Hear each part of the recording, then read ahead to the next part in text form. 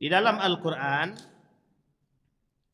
Allah mengatakan begini dalam firman-Nya dalam surat Ali Imran ayat 104. Sebenarnya dimulai dari 102. Ya ayyuhalladzina amanu taqullaha haqqa tuqatih wa la tamutunna illa wa antum muslimun. Orang-orang beriman bertakwalah sebaik-baik takwa, haqqa tuqatih, sebaik-baik takwa. Wala tamutunna illa wa antum muslimun. Jangan mati kecuali dalam keadaan Islam. Kenapa Allah tegaskan jangan wafat dalam keadaan muslim? Karena yang wafat dalam keadaan tidak muslim tidak masuk surga dia. Nah, itu poin pentingnya. Digandeng dengan kalimat selanjutnya wa'tasimu bihablillah. Berpegang teguhlah dengan tali Allah. Wa'tasimu. I'tasim billah. I'tasim billah itu ikat dirimu dengan ikatan yang kuat sekuat-kuatnya. Makanya i'tasama ya'tasimu artinya mengikat sekuat-kuatnya. Dengan apa kita ikat? Bihablillah. Dengan talinya Allah. Apa itu talinya Allah? Iman. Apa itu talinya Allah? Syariat. Apa itu talinya Allah? Takwa. Apa itu talinya Allah? Nilai-nilai agama. Yang harus kita perkuat. Jadi kita ini harus memperkuat nilai-nilai agama. Sebagai salah satu bentuk isyarat bentuk orang beriman. Jadi kalau ada orang sholat ya, tak dia pegang nilai sholatnya, berarti belum beriman dia. Ustaz, apakah semua orang sholat itu beriman? Belum tentu. Kata Gus Baha, tidak semua orang yang sholat, puasa, zakat itu menunjukkan ketaatan. Betul Pak, memang. Tidak semua orang yang sholat, zakat, puasa itu menunjukkan ketaatan. Tapi yang bisa menunjukkan ketaatan itu ma ba'das salati waz zakati was saum. Apa yang dia bisa perbuat setelah zakatnya, setelah puasanya, setelah sholatnya. Ketika orang menghambakan diri kepada Allah. Inna salati wa nusuki wa mahyaya lillahi rabbil alamin. Pertanyaannya, betulkah kita itu lillahi rabbil alamin? Nabi bilang dalam hadisnya, ya abdad dunya, ya abdad dirham, ya abdad dinar. Nabi pernah bilang begini dalam hadisnya, wahai penyembah-penyembah dunia, ya abdad dinar, penyembah dinar, ya abda al-dirham, penyembah emas, penyembah perak, kata Nabi. Jadi orang yang menyembah dunia itu dibuat oleh Nabi gambaran penyembah abdad dinar wa abdad dirham. Pertanyaannya, salatkah mereka? Salat. Inna salati, benar. Dalam salat mereka mengucapkan inna salati wa nusuki wa mahyaya wa mamati lillahi rabbil alamin. Tapi abdad dinar, abdad dirham, dia mengaku menyembah kepada Allah, salatnya untuk Allah, segalanya untuk Allah, tapi yang dia sembah masih duit, masih emas, masih perak, gitu. Jadi tak salah ketika ada yang mengatakan Anda salatnya seseorang, zakatnya seseorang, puasanya seseorang belum tentu mengantarkan pada ketaatan yang sesungguhnya. Maka apa yang membuat seseorang itu berada pada ketaatan yang sesungguhnya? Iman. Ustaz, orang sholat itu mesti punya iman. Belum tentu juga. Orang munafik juga sholat, tapi tidak punya iman. Orang muslim itu banyak yang sholat, tapi tak punya iman banyak. Ada enggak orang Islam yang KTP? Ada. Sholat enggak dia? Terpaksa sholat maksudnya. Nah, ini poin penting bagi kita. Maka ma ba'da salati waz zakati was saum. Apa yang harus kita lakukan setelahnya gitu. Makanya di sini yang disebut dengan kita beribadah untuk siapa? Kalau kata Imam Al-Ghazali itu disebut dengan asnaful maghrurin, orang-orang yang tertipu. Siapa yang tertipu itu? Kalau orang kafir tertipu dengan kekafirannya, kalau orang mukmin tertipu dengan keimanannya. Sekarang saya tanya, mungkin tidak kita orang-orang yang beribadah ini tertipu dengan ibadah kita? Mungkin apa tak mungkin? Mungkin, sangat mungkin sekali. Loh, kita ibadah untuk siapa? Tertipu kita. Kita menghitung menakar ibadah kita, sudah tertipu kita. Menganggap ibadah kita lebih baik daripada yang lain, tertipu kita. Menganggap bacaan kita lebih bagus daripada yang lain, tertipu kita. Padahal pelaku semua. Ubad, pelaku ibadah. Nah, kita semua abid, orang yang menyembah. Tapi yang disembah itu apa?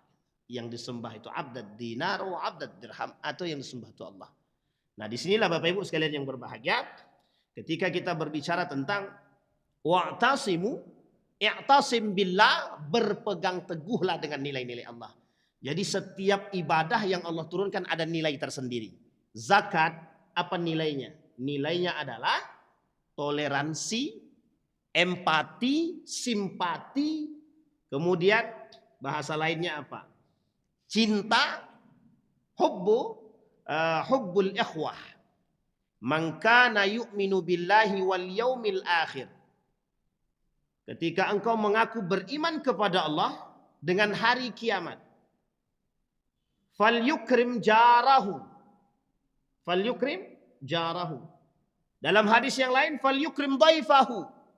Dia harus menghormati tamunya, menghormati tetangganya. Bahkan di dalam hadis yang lain, la yu'minu ahadukum hatta yuhibba li akhihi ma yuhibbu li nafsihi. Enggak usah ngaku beriman kalau kau tak cinta sama saudaraku sendiri, gitu deh. Bapak Ibu kemarin puasa 30 hari. Penuh ya. Enggak ada yang bolong. Ada enggak yang bolong Bapak Ibu? Anggaplah tidak ada. Semuanya taat kepada Allah dalam puasanya. Pertanyaannya, ada enggak yang bolong dari perhatian kita terhadap tetangga kita? Nah, itu dia. Jadi kata Gus Baha itu, taat lo beribadah, tahajudmu jalan, kalau ada tetanggamu kelaparan, lo gak bakal masuk surga. Ente gak bakal masuk surga. Itu bahasa kasar betul itu. Kalau yang paham betul. Maka disebut dengan ikhwah. Bisakah kita mencintai saudara kita itu layaknya kita mencintai diri kita sendiri? Orang cuma beda persepsi aja kita sudah gak saling cinta. Masa iya suami istri bisa mau cerai gara-gara lutut duluan atau tangan duluan? Coba yuk. Dalam perbedaan pendapat, dalam perbedaan hadis, dalam pelaksanaan sholat, istri minta cerai. Suamiku ndak sunnah, katanya. Dia minta cerai. Hanya perbedaan letak hadis. Hadis pertama turun tangan duluan, hadis kedua turun lutut. Beda satu hadis. Kata istrinya, abang ndak sunnah, katanya. Karena lutut duluan. Sementara ternyata hadis berikutnya setelah jarak satu hadis. Hadis yang serupa berbunyi, lutut dulu, lutut juga. Jadi tangan ada hadisnya, lutut ada hadisnya. Jadi kalau kita mengaku mencintai sesama, mencintai terhadap diri kita sendiri, bisakah kita mencintai orang lain layaknya mencintai diri kita sendiri? Kita ambil contoh. Apa alasan orang itu kemudian menggibahi orang lain? Kebencian, dendam, ingin menyebarkan aib. Pertanyaannya adalah, pernahkah kita berpikir memiliki rasa simpati dan kasihan terhadap saudara kita tersebut?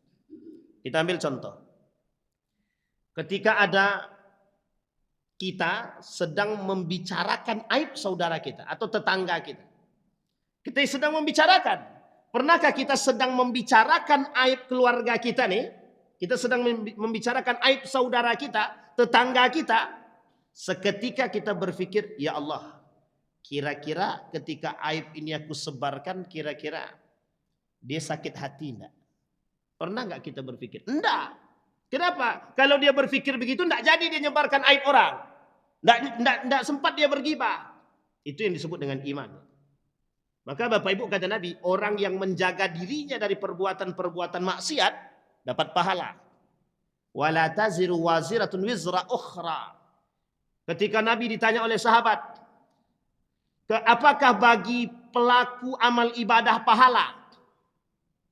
Apakah bagi orang yang melakukan amal soleh itu pahala? Benar pahala. Terus dijawab, apakah bagi orang yang melakukan maksiat dosa? Dosa. Sekarang bagaimana dengan orang yang menjaga diri dia, menjaga lisannya untuk tidak bermaksiat? Misal Bapak Ibu ya, ibu-ibu nih sedang mau kumpul dengan ibu-ibu satunya lagi. Ketika ingin kumpul, tiba-tiba ibu-ibu ini sedang asik gibah. Gibahin orang. Datang ibu tadi. Sebenarnya hatinya pengen gabung, pengen ikut gibahin orang. Cuma kata hatinya, kata hati kecilnya bilang, ndak usah lagi gibah, nambah dosa aja. Seketika berhenti, dia dapat pahala, Pak. Dia dapat pahala. Dia berhenti dari menzolimi orang, dia dapat pahala. Jadi menahan diri saja dari maksiat kita berpahala. Menahan diri dari maksiat berpahala. Kalau kita melakukan dosa atau maksiat, kita berdosa. Tapi menahan diri dari maksiat dan dosa, kita berpahala. Jadi sebenarnya kita sama-sama untungnya. Menahan berpahala, melakukan berdosa. Bisa dipahami Bapak Ibu ya? Sampai di sini bisa dipahami Bapak Ibu? Ini poin penting bagi kita. Maka wa'tasimu bihablillah. Tapi perhatikan kalimat selanjutnya. Kalimatnya itu indah. Wa'tasimu bihablillahi jami'an wa la tafarraqu. Jangan kalian bercerai-berai, kemudian berpegang teguhlah dengan tali Allah. Kalau kalian berpegang teguh dengan tali Allah, niscaya kalian tidak akan terputus, tidak akan bercerai-berai.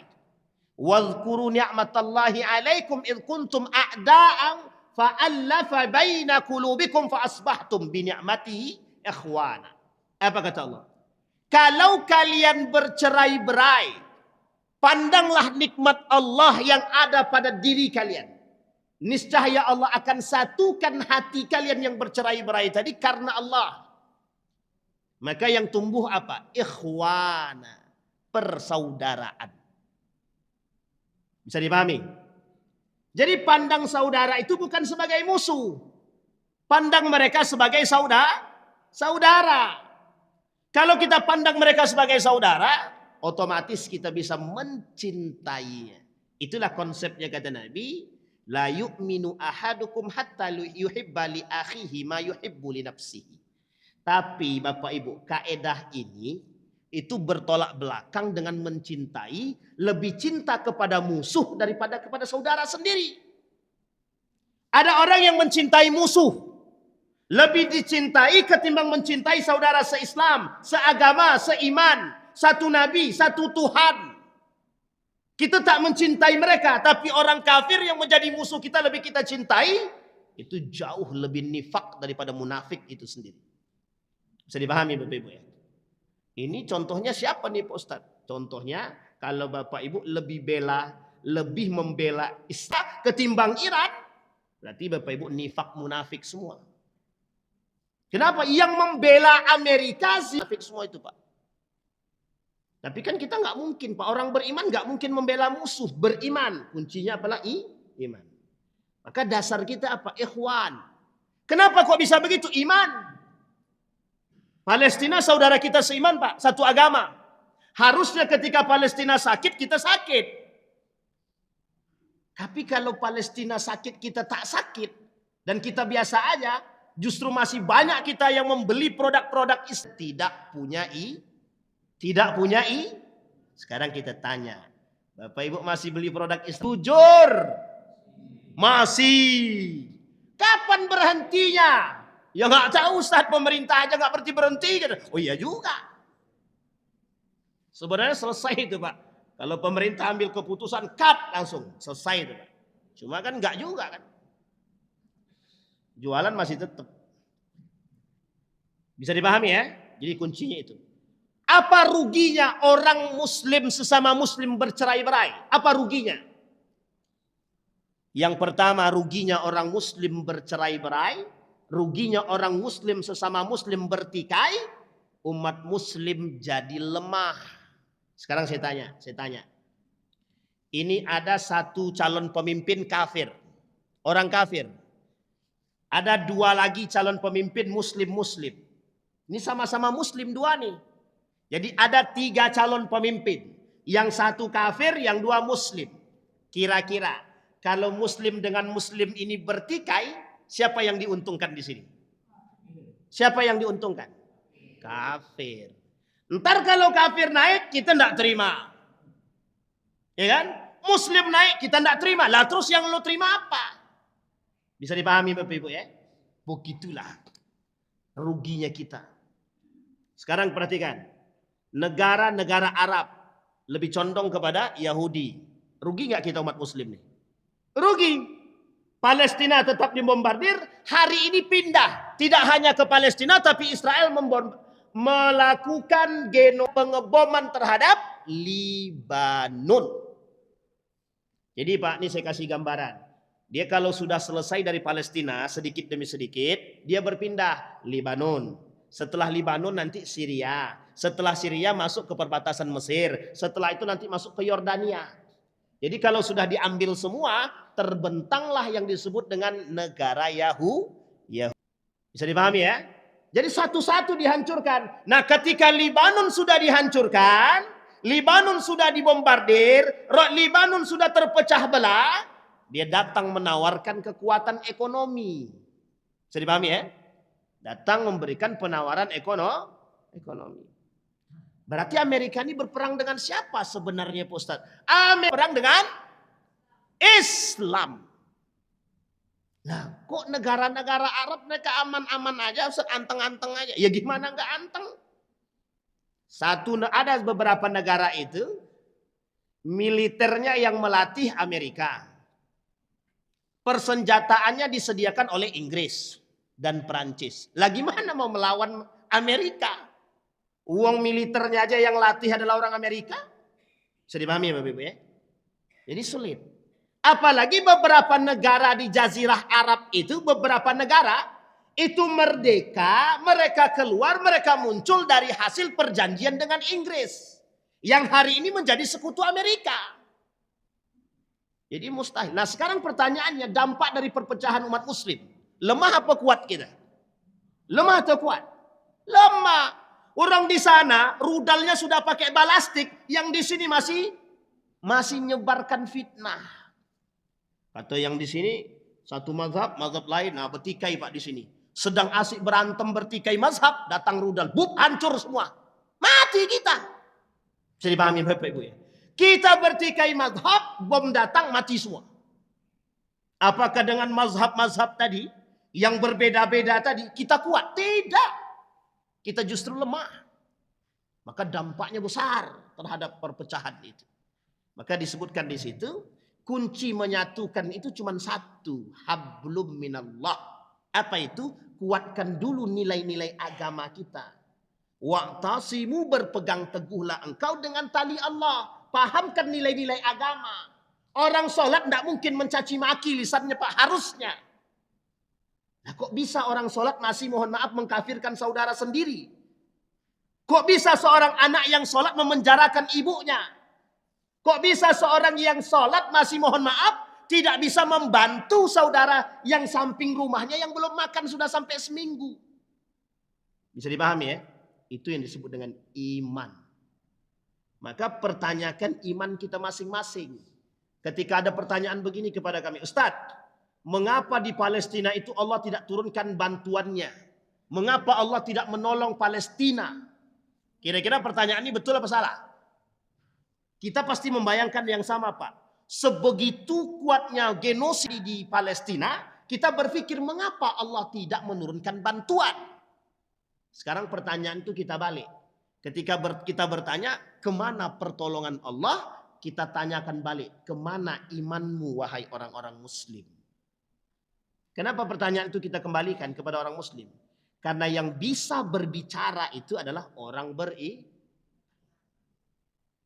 Maka Bapak Ibu kalau kita lihat sejarah, Muhammad Salahuddin Al-Ayyubi, Muhammad Al-Fatih, Khalid bin Walid, Umar bin Al-Khattab, dan kemudian beberapa kerajaan-kerajaan Islam yang berhasil menaklukkan Persia, Konstantinopel, Andalusia dan lain sebagainya, itu modalnya satu aja Pak, bersatu. Apa modalnya? Bersatu. Jadi waktu perang salib, ini Bapak Ibu perlu paham dalam sejarah. Dalam perang salib ada namanya tentara salib. Itu sudah menekan umat muslim selama 50 tahun lamanya. Sekarang sudah 100 tahun. Umat muslim masih belum bersatu, masih bercerai-berai. Ketika itu Muhammad Salahuddin Al-Ayyubi dan Imam Al-Ghazali, kemudian Nuruddin Zanki, itu mencoba menyatukan umat muslim Pak. Mencoba untuk menyatukan umat muslim. Apa yang terjadi? Berhasil Pak. Apa yang ketika keberhasilan itu dapat? Muhammad Salahuddin Al-Ayyubi mendirikan dinasti yang disebut dengan dinasti Ayyubiyah dan berhasil membumi hanguskan tentara salib yang ketika itu dimenangkan perang salib itu oleh umat muslim. Oleh tetangga sebelah, artinya musuh kita yang ketika itu adalah Nasrani, rasa sakit hati atas kekalahan perang salib itu sampai hari ini mereka rasakan. Tapi ketika itu umat muslimnya kuat Pak. Bersatu dia. Ada yang Syiah ketika itu? Ada. Ada yang khawarij, ada. Ada yang munafik, ada. Tapi bisa disatukan. Menurunkan ego masing-masing. Menurunkan ego masing. Ini yang nggak kuat kita ini tukang bisik, Pak. Tukang bisik, itu tukang hasut tuh yang kita nggak kuat. Bisa dipahami maksud saya ya? Tukang hasut, tukang bisik itu ya. Ketua masjid ingin menyatukan, datang tukang bisik belakang. Nggak usah lagi, memang perusak dia itu. Nah, akhirnya merusak semua dikatakan. Nah, ini menjadi masalah kita. Nah sekarang tukang bisik itu tidak sedikit. Banyak di negara kita ini tukang bisik itu. Siapa mereka yang tukang bisik itu? Antek-antek Yahudi, antek-antek Israel yang memang sengaja tidak menginginkan persatuan umat muslim. Sampai di sini bisa dipahami Bapak Ibu. Itu dampaknya skala global yang besar. Sementara dampaknya pada kita yang hadir saat ini misalkan. Dalam lingkup kita yang kecil. Apa mungkin kita bisa meramaikan masjid ini kalau kita bercerai-berai? Apa mungkin kita bisa meramaikan masjid ini salat berjamaah? Sementara mohon maaf kita bercerai-berai. Aku tidak akan masuk ke dalam masjid itu selagi ketuanya Pak D itu. Nggak mau. Itu kalau sampai begitu dia gaya berpikir sampai kiamat nggak akan ada. Yang sebelah ini besok kalau kau yang naik aku tak akan ke masjid. Jadi masjid itu ada ininya. Ada apa namanya? Bukan pembatas. Ada fasenya, masanya. Fase 5 tahun ke depan Pak D. 5 tahun ke depan lagi aku. Begitu dia. Ini saya kasih contoh. Ada satu masjid di Pekanbaru ini. Saya tak sebut namanya. Uniknya lagi. Itu dalam satu masjid Pak. Kajiannya ada 2. Karena pengurusnya ada 2. Bukan way Pak. Itu faktanya begitu.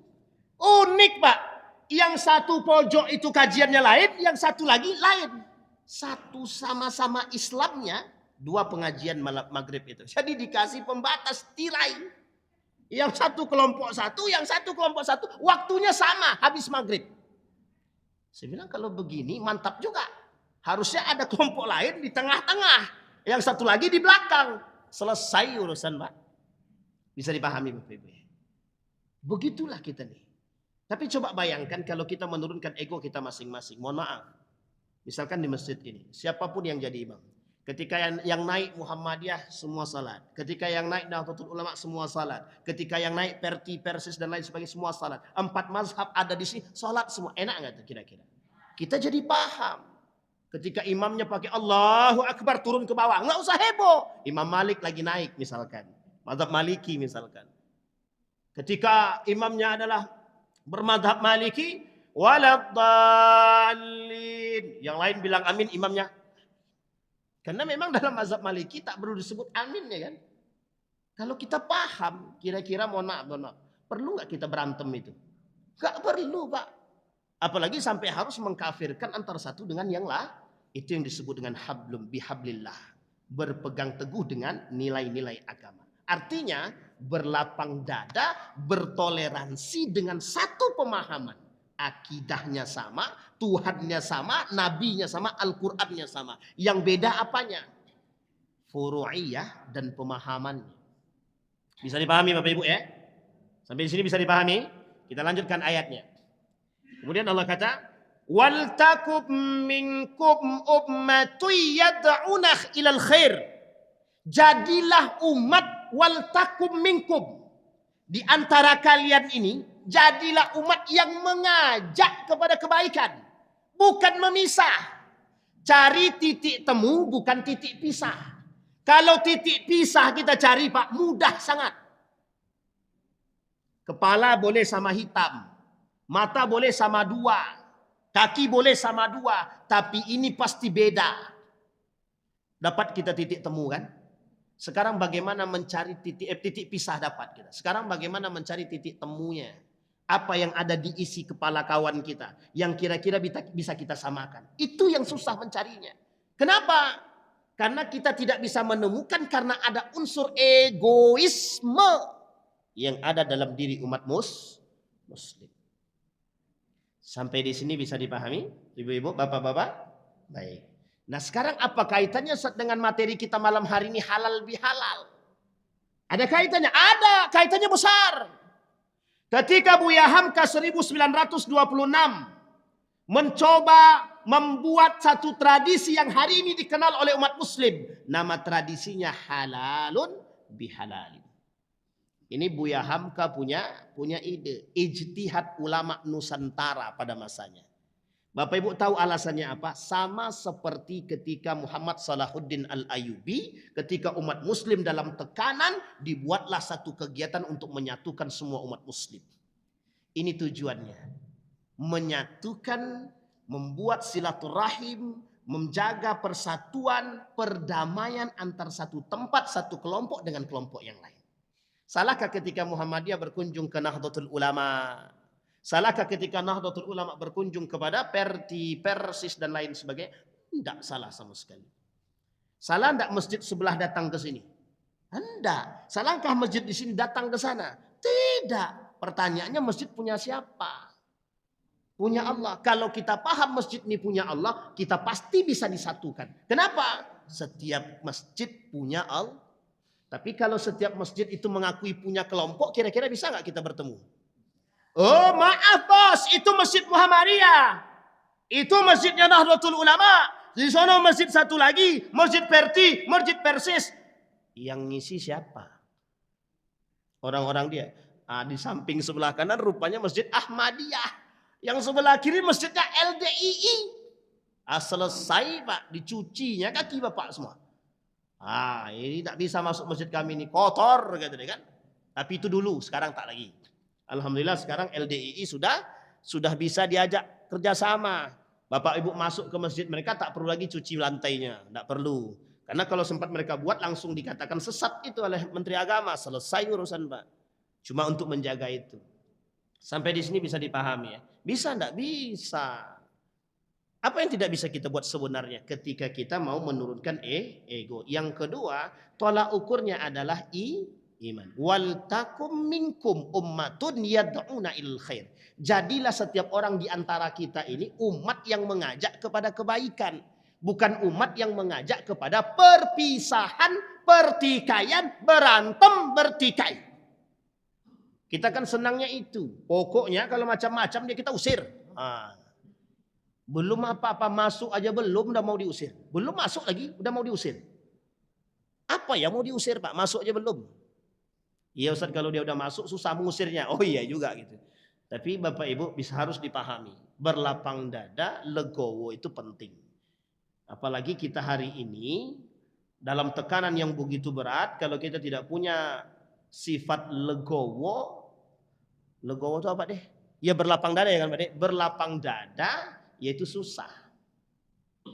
Wal takum minkum ummatun yad'una ilal khairi wa ya'muruna bil ma'ruf wa yanhauna 'anil munkar. Kalimat kedua.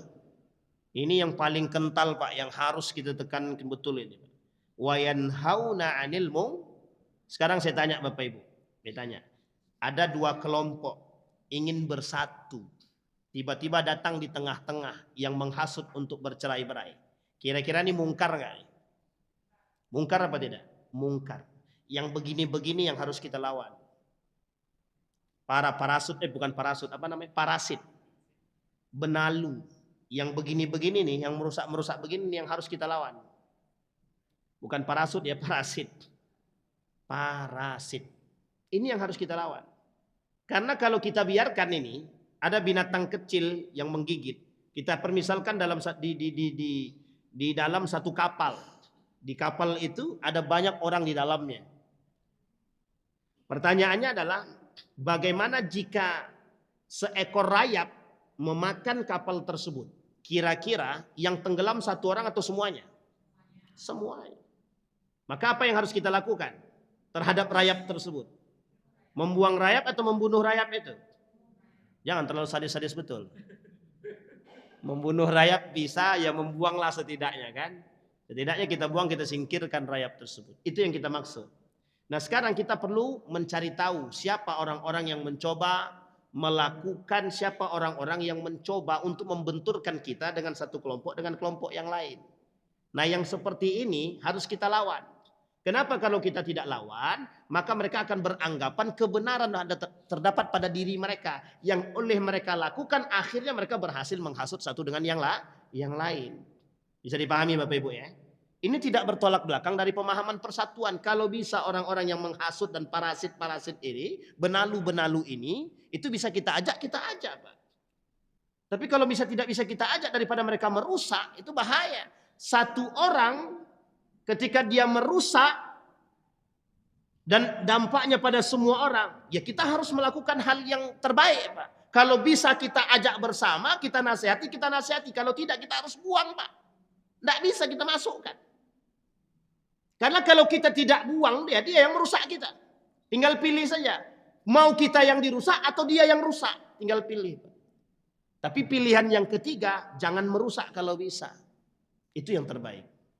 Sekarang saya tanya, mungkin tidak hal seperti itu ada dalam lingkungan kita? Sangat mungkin sekali. Bagaimana cara kita menanggapinya, mengatasinya? Yang pertama, iman dulu. Yang kedua, cari tahu dulu. Yang ketiga, baru kemudian kita lakukan strategi-strategi yang lain. Kita cari tahu siapa mereka. Setelah kita tahu, panggil dia apa maunya.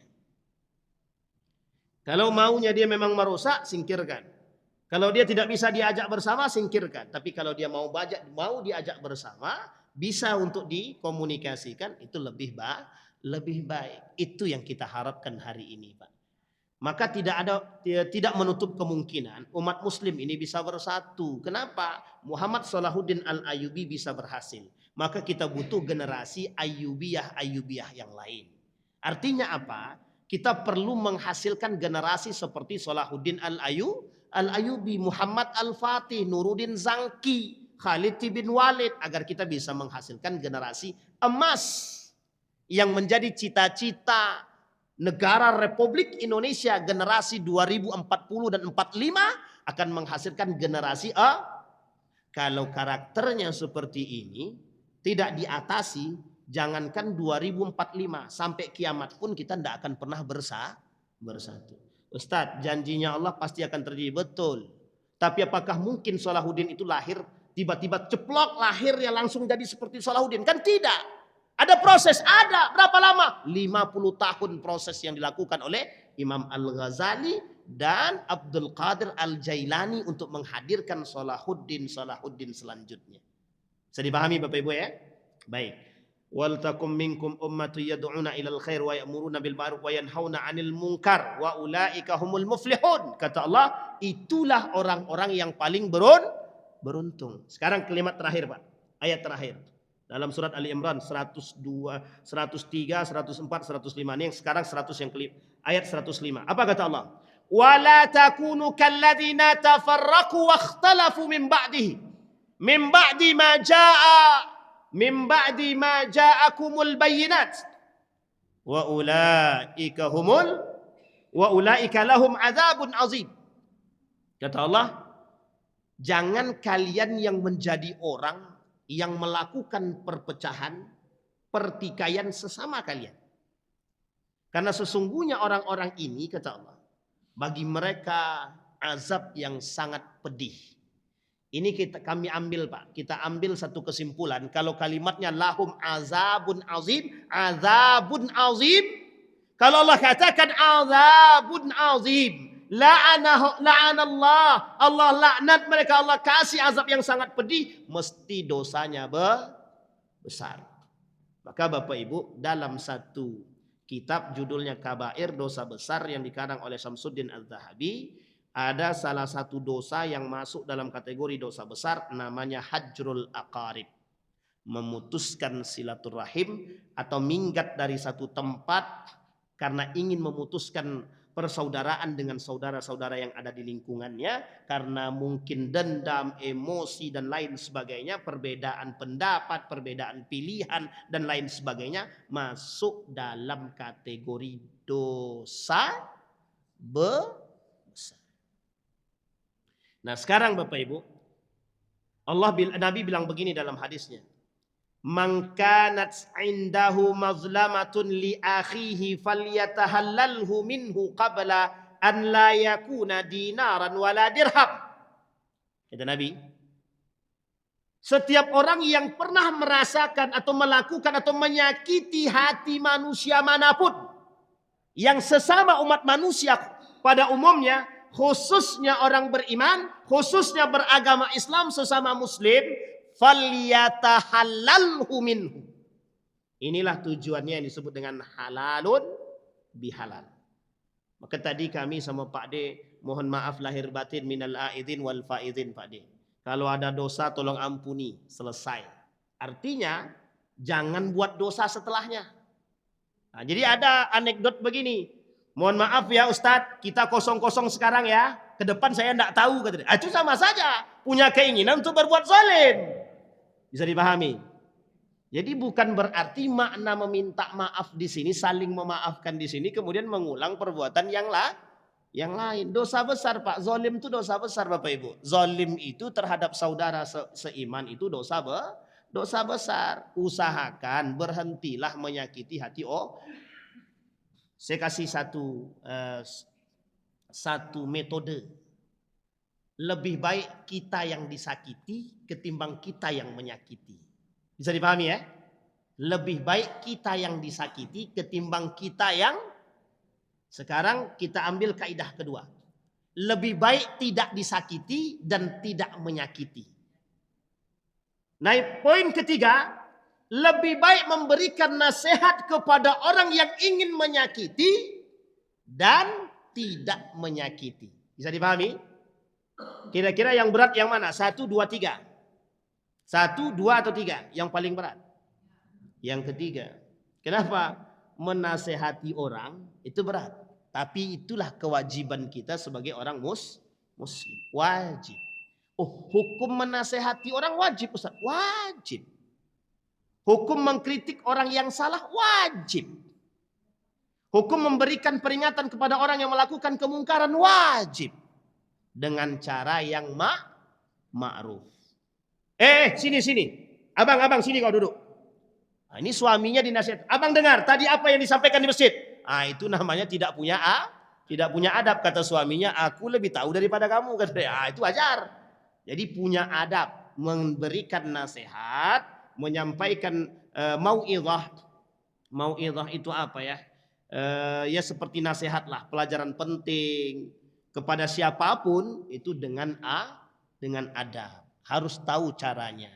Dengan orang tua seperti apa, dengan suami seperti apa, dengan yang lebih muda seperti apa. Kalau kau tak mau mendengarkan perkataanku tidak apa-apa, keluar kau dari rumah nih.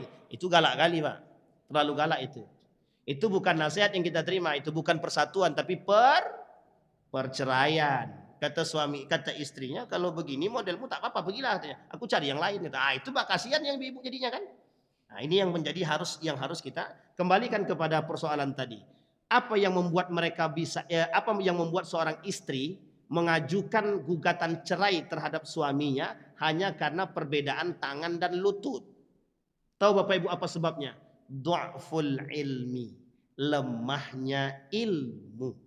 Yang kedua, lemahnya iman, tidak bisa bertoleransi. Yang ketiga, fanatik terhadap apa yang dia pelajari. Mohon maaf. Pertanyaan saya, apakah halal bihalal ini sunnah? Sebagian kelompok mengatakan ini tidak sunnah, bid'ah. Sekarang saya tanya Bapak Ibu, bisa tidak kita turunkan ego kalimat itu? Kalau Anda tidak mau melakukan, tidak ada masalah. Kalau Anda tidak mau. Tapi kalau Anda mau ikut untuk saling memaafkan, apa salah? Tidak ada salahnya Pak. Bahkan tidak ada ruginya sama sekali. Ustaz, ruginya ada. Apa ruginya?